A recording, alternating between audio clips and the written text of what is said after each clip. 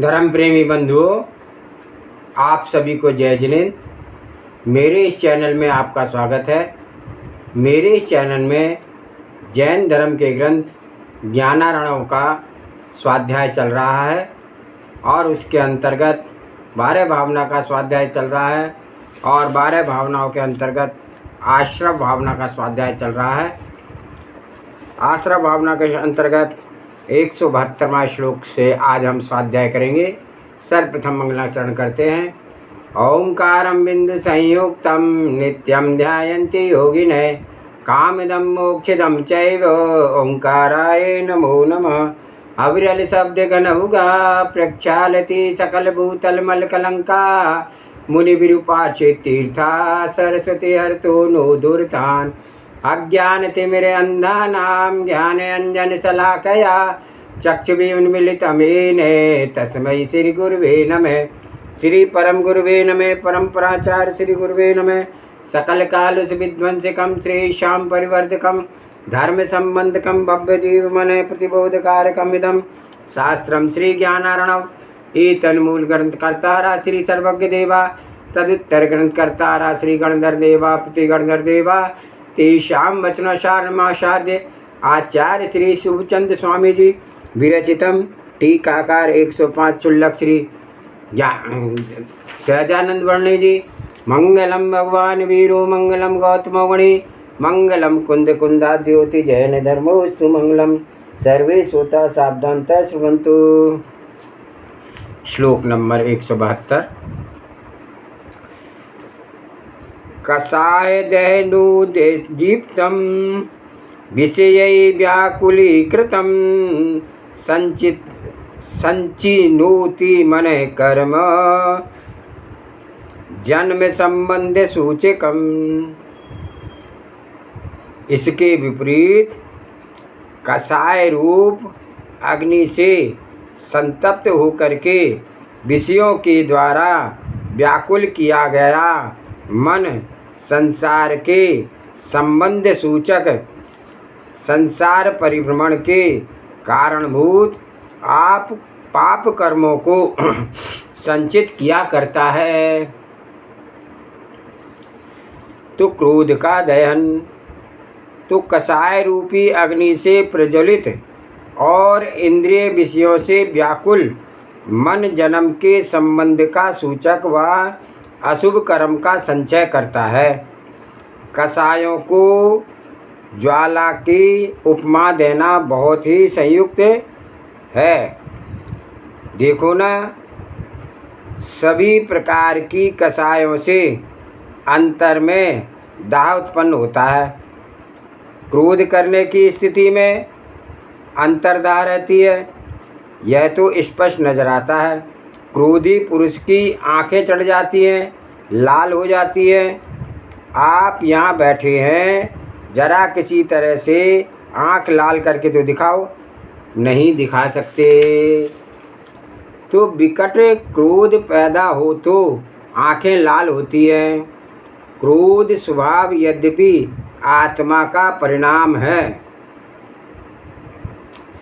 विकार भाव है, लेकिन कैसा निमित्त नैमित्तिक संबंध है कि शरीरी जीव में कि क्रोध भाव जागे तो आँखों के रंग पर भी असर चढ़ जाता है।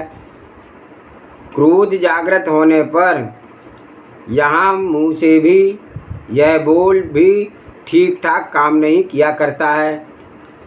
इसलिए क्रोध में शब्द भी बिल्कुल अस्पष्ट निकलते हैं और उस अस्पष्ट शब्दों और गरजी हुई बोलचाल से यह भी दुखी होता है और जिस पर वह क्रोध करता है वह भी दुखी होता है और जितने सुनने वाले लोग होंगे वे भी दुखी हो जाते हैं। मान माया लोभ का धन, तो मान में क्या कम दहा है? दूसरे लोगों को तुच्छ समझना, अपने आप को सर्व से महान समझना और ऐसे ही होने वाले आपकी प्रवृत्ति करना, इन सब बातों से क्या कम अंतरदाह है?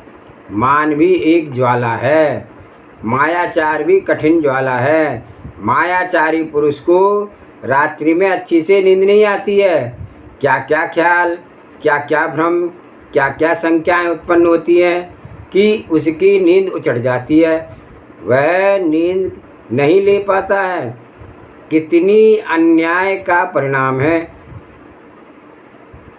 किसी से कुछ कह दिया, किसी ने कुछ कह दिया, किसी से कुछ कह दिया, और किसी किसी मनुष्य में ऐसी प्रवृत्ति होती है कि यथा तथा समाचार का व्यवहार करता है, यथा तथा मायाचार का व्यवहार करता है। लाभ कुछ भी नहीं है, किंतु जब यह प्रवृत्ति बन जाती है, उदय ही इस प्रकार तथा मायाचार का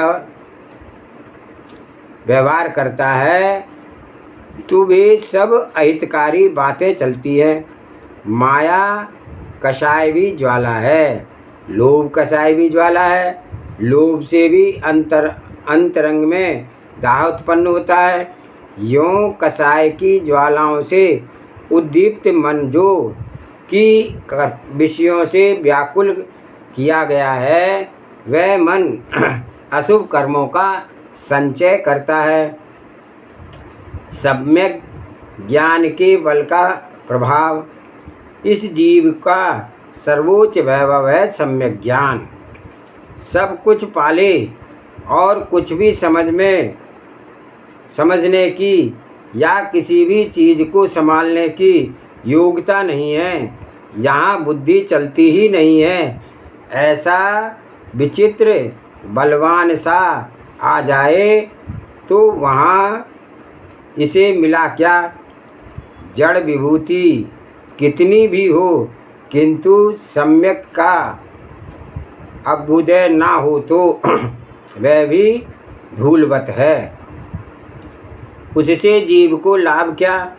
व्यवहार व्यवस्थित है और बाहर प्रसंग लोगों की महत्ता के लायक ना जुड़े तो भी जीव की हानि ही है।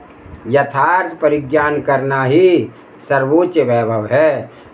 यहाँ सही ज्ञान बन जाए, निज को निज पर को पर यथार्थ रूप से जानने लगे, समझने लग जाए, वहाँ है वास्तविक अमीरी।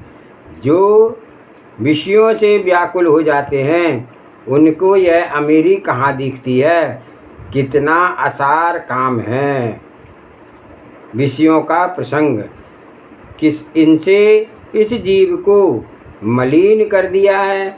किंतु जब ऐसा ही मोह का उदय है तो इस जन्म मरण के चक्कर में अवश्य होकर लगना ही पड़ता है। इन कर्मों का संचय विषय और कषायों की जागृति से है। जैसे कि देव वस्तु की कहाँ स्तुति कहाँ है। जैसे कि देव स्तुति में कहा है, न आत्मा के हित विषय कसाय, इनमें मेरी परिणति न जाए। विषय और कसायों के परिणाम आत्मा के अहित हैं।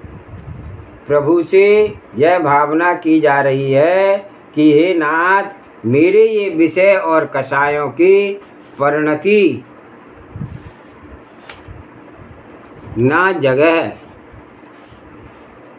जगती है। विषय कषायों की परिणति तो यह जन्म मरण की परंपरा ही बढ़ाने वाली है।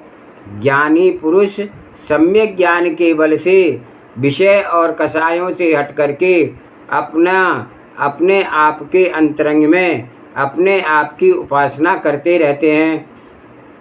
तो इस आत्म उपासना से कर्मों का आना बंद हो जाता है। श्लोक नंबर 173।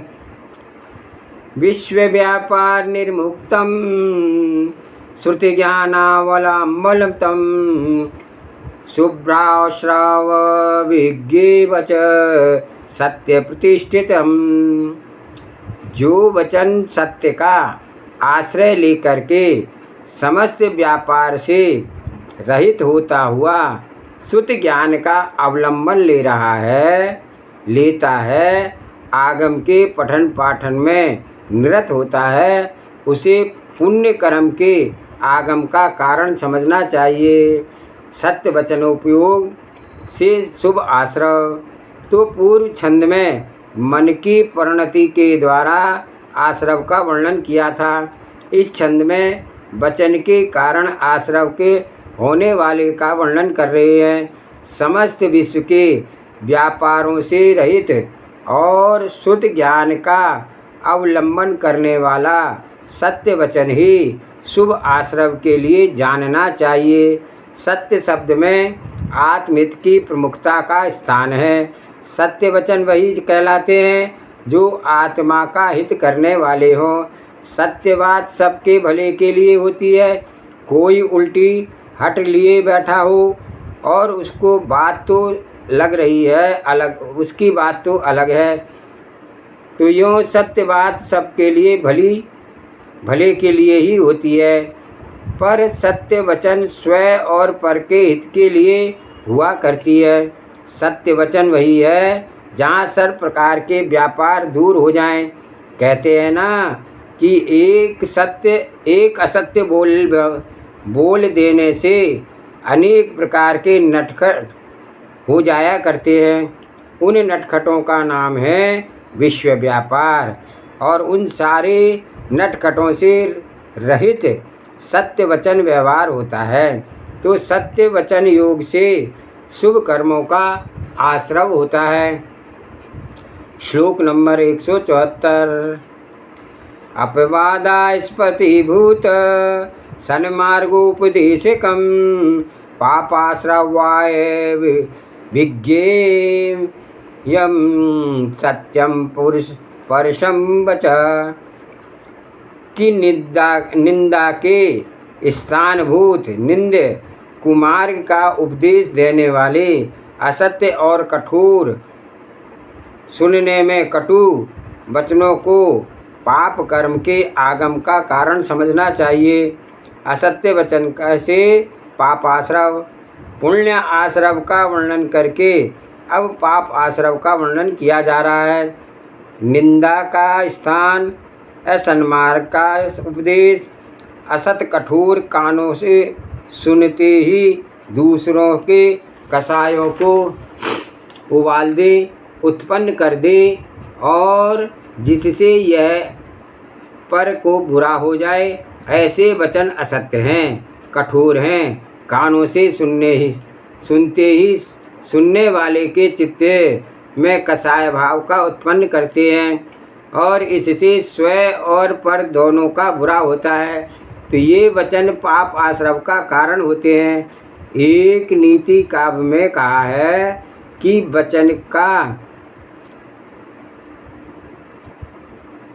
बचने का दरिद्रता, वचन बोलने में क्या दरिद्रता करनी है। बुरा ना बोले, भला ही बोल दिया तो आपका नुकसान क्या हुआ, बल्कि आपका हित हुआ। धर्म मार्ग से रोड़ा अटकाने वाला यह असत्य वचन है। असत्य वचनों में स्वयं का ही अपवाद है, और जिसके संबंध में बोला जाए उसका भी अपवाद है। जो बात व्यर्थ की है, अनर्थ की है, दुरर्थ है, वह विडंबना की ही है। अपने आप को इतना संयत वृत्ति में नियमित रखना चाहिए कि कभी किसी दुर्वेग का सामना ना करना पड़े। कोई लेख लिखे, कुछ उपदेश करे, कहीं बयान दें, कहीं समूह में समाज में कुछ बोलचाल करें, तो वहाँ जो कम बोलने की नीति अपनाता है वह बहुत ही आपदाओं से बचा रहता है। बहुत बोलना भी एक दोष की बात है। यह अत्यंत अधिक बोलता रहता है, इसके वचनों का संतुलन नहीं रह सकता, क्योंकि बहुत बोलने में उसमें कभी कुछ भी वचन निकल सकते हैं, तो वे वचन फिर पीछे अपने शल्य के लिए बन जाएंगे। तो जो वचन असन मार्ग के उपदेश करते हैं वे वचन पाप का ही आश्रव करते हैं। असन मार्ग के अभाव का और वचनों के पाप का आश्रव। भैया लोक में अनेक पापी जीवों को फलते फूलते सुखी होते हुए देखा है। चित्त में कमजोरी ना लाना चाहिए। यह तो एक संसार का तरीका है, नमूना है। जिन वचनों से असत्य मार्ग का पोषण हो, वस्तु स्वरूप के विरुद्ध समर्थन हो, वे सब असन्मार्ग के उपदेशक वचन हैं। इससे पाप का ही आश्रव होता है। असत्य और कठोर वचन पापों का ही बंद किया करते हैं। कठोर वचन बोलने के लिए बहुत समय पहले से संक्लेश परिणाम करना होता है और फिर कठोर वचन बोल करके वह बोलने वाला भी तो सुख शांति के वातावरण में नहीं ठहर सकता है। आजकल अंतर्राष्ट्र में अथवा घर में, देश में, समाज में जितने विवाद कलह होते हैं उनमें प्राय करके कठोर वचन बोलने का भाग बहुत अधिक होता है। 90-95% लड़ाइयाँ तो एक कठोर वचन बोलने के कारण ही बन जाती हैं। तो यूँ कठोर शब्द का प्रयोग भी पाप कर्मों के आश्रव कराता है। ऐसे वचन पापा आश्रव का ही कारण है। सो है हे भव्य जीवो, इन असत्य वचनों का परित्याग करो। जो सत्य वचन है उनका आश्रय करो, उन्हें ही बोलो और उस ही नीति का अनुसरण करके अपनी प्रवृत्ति को रखो। मन वचन काय की अशुभ प्रवृत्ति का निदेश का अनुरोध, निषेध का अनुरोध। संसार में कोई भी जीव मेरा सहायक न तो है न होगा। सब कुछ हमें अपने ही परिणाम संभाल करके अपना योग काम करना है। यूँ अपने मन को, वचन को खोटे विषयों से प्रयुक्त ना करना और तत्व चिंतन में इसका उपयोग करना, यह ही एक कर्तव्य है। इसमें ही आश्रव भाव से घट सकते हैं। आश्रव तत्व हे है, जन्म काल में रुलाने वाला है। इससे छुटकारा पाने में ही अपना भला है। उसका उपाय अपने सहज स्वरूप की दृष्टि करना है और ऐसा ही अपने को मानना है। श्लोक नंबर 175। सुगुप्तेन सुकायेन कायोत्सर्गेण विनाशिनं संचिनोति शुभम कर्मं काय योगेन संयमी। संयमी जीव भली भांति संरक्षक दृष्टि परिवर्तन से रोके गए अपने शरीर के द्वारा अथवा ध्यान में स्थिर किए गए कायोत्सर्ग के द्वारा निरंतर पुण्य कर्म का संचय किया करते हैं। काय संयम में शुभ आश्रव भली प्रकार गुप्त रूप किया हुआ अर्थात अपने वशीभूत किए हुए शरीर से तथा निरंतर कायोत्सर्ग से ये संयमी मुनि शुभ कर्मों का संचय करते हैं। इससे पहले छंद में वचन योग के द्वारा शुभ आश्रव का वर्णन किया था। अब यहाँ पर काय योग के द्वारा पुण्य आश्रव का होने का वर्णन किया जा रहा है। काय गुप्ति से अथवा कायोत्सर्ग से अथवा शुभ कार्य की प्रवृत्ति से उत्पन्न जो योग होता है उस स्थिति में जो राग रहता है उसके कारण पुण्य प्रवृत्ति का आश्रव होता है। काय गुप्ति और कायोत्सर्ग उस में साधारण सा अंतर है। काय गुप्ति का अर्थ है काय से मिथ्यात्व का त्याग करना, काय की ओर लगाव और झुकाव ना रहने देने। ये दोनों पुण्य आश्रव के कायोग के प्रसंग के उत्कृष्ट साधन हैं। शुभ काय योग से, शुभ आश्रव, तीर्थ यात्रा अथवा दूसरों की भैयावृत्ति के उपाय से भी शुभ आश्रव होता है। मोही जीवों को चूँकि पुण्य के फल में रुचि है और मोही पुरुषों का ही आधिक्य है लोक में, तो उनकी रुचि के अनुसार पुण्य के आश्रव का भला माना जाता है। और किसी हद तक यह बात कुछ ठीक यूँ मानी जाती है कि जैसे दो पुरुष किसी पुरुष की प्रतीक्षा में हों, प्रतीक्षा कहते हैं बाट जोहना, तो आने की प्रतीक्षा कर रहे हों, लेकिन उसमें एक पुरुष को पेड़ की छाया के नीचे बैठ कर के प्रतीक्षा कर रहा हो और एक पुरुष कड़ी धूप में खड़ा होकर के प्रतीक्षा कर रहा हो, तो प्रतीक्षक यद्यपि दोनों हैं किंतु उनकी वर्तमान की स्थिति में अंतर है। छाया में बैठकर किसी की बाट जोहने वाला कम संक्लेश में है और धूप में खड़ा होकर के किसी की बाट जोहने वाला बड़े संक्लेश में है।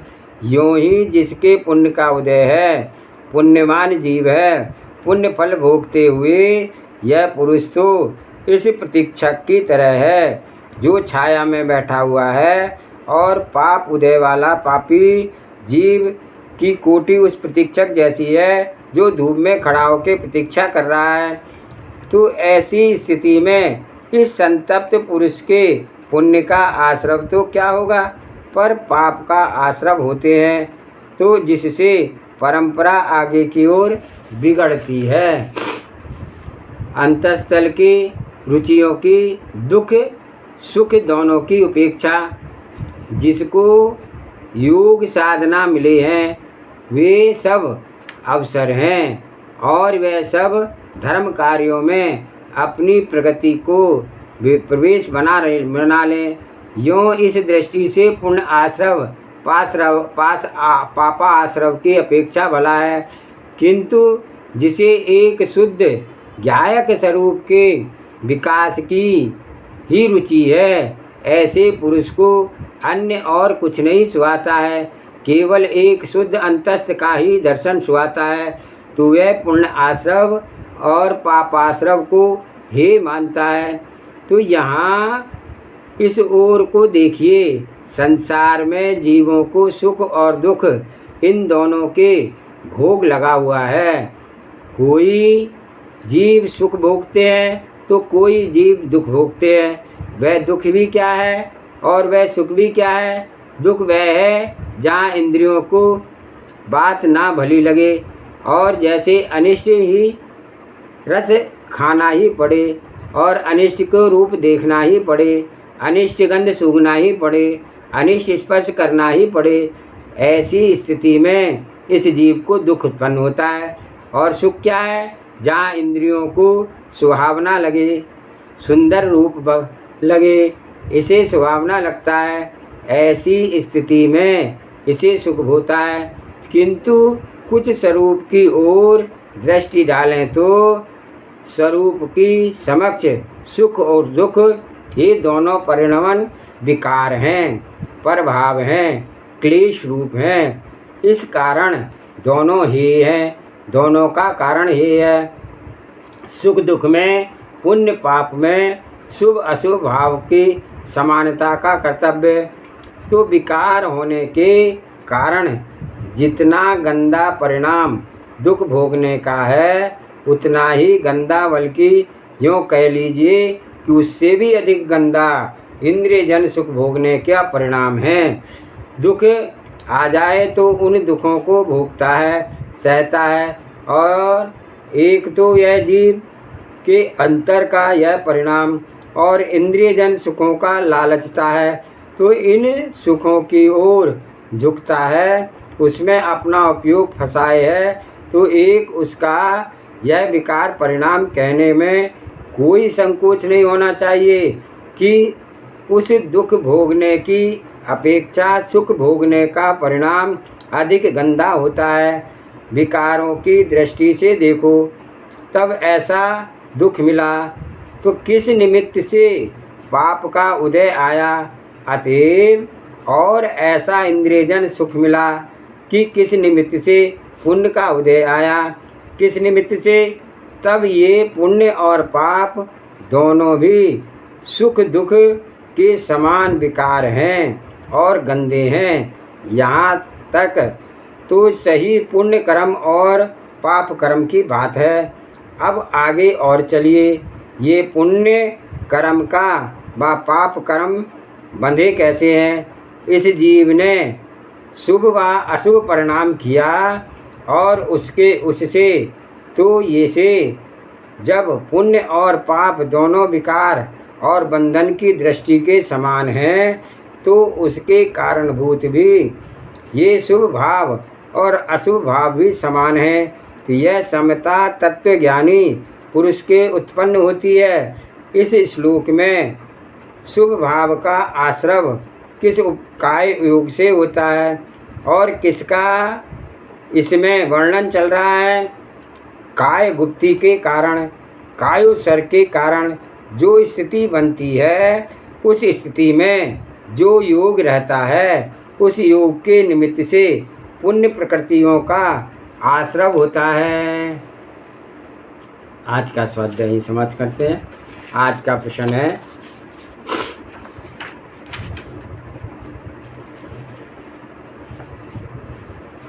शिष्य ने प्रश्न किया, हे गुरुवर, भाई भाई परस्पर स्नेह कौन पुण्य के कारण होता है। तब गुरुजी ने कहा, जिसने परभव में और के दो भाइयों में स्नेह देख करके सुख माना हो तथा दोनों के को लड़ते देख करके आपन सज्जनता कर करके समझा करके दोनों में लड़ाई मिटा करके स्नेह कराया हो, इत्यादि भले भावों से भाई भाई में परस्पर स्नेह होता है। बहुरी शिष्य ने फिर प्रश्न किया, हे ज्ञानवान भगवान, माता पुत्र में द्वेष कौन भाव से होता है। तब गुरुजी कहते हैं, जो परभव में पर के माता पुत्र तिन में स्नेह नहीं देख पाया हो, पर के माता पुत्र को लड़ाने में सुख पाया हो, माता पुत्र के लड़ता देख करके खुशी हुआ हो, इत्यादि के द्वेष भावना से माता पुत्र में द्वेष कराया हो, ऐसा माता पुत्र के सदा लड़ाई होती है। बहुरी शिष्य ने प्रश्न किया कि हे करुणानिधान, माता पिता के पुत्र का वियोग किस पाप से होता है। तब गुरुजी ने कहा कि जिसने परभव में पशु पंखेरुन के बच्चन को लड़ा करके माता पिता उनके वियोग किया हो, तथा जो पराया पुत्र चोरी थे तथा जोरी से पकड़ लिया गया हो और उसे काहू का पुत्र भला देख करके किसी शस्त्र से तथा विषाद से मार डाला हो, योग करवाया हो, तथा किसी के पुत्र का वियोग देख करके आप खुशी भया हो, तथा किसी के पुत्र का वियोग वांछा की हो, इत्यादि पापों से माता पिता के पुत्र का वियोग होता है। जावानी के ज्ञान से सूझे लोकालो, सो वाणी मस्तक नमु सदा देत हूँ दो। हे जिनवाणी भारती तोय जपूं दिन रैन, जो तेरी शरण आ गए सो पावे सुख चैन। देव भजो अरिहंत को गुरु सेवा निर्गन, दया धर्म पालो सदा यही मोक्ष का पंथ। 9 बार नमोकार मंत्र।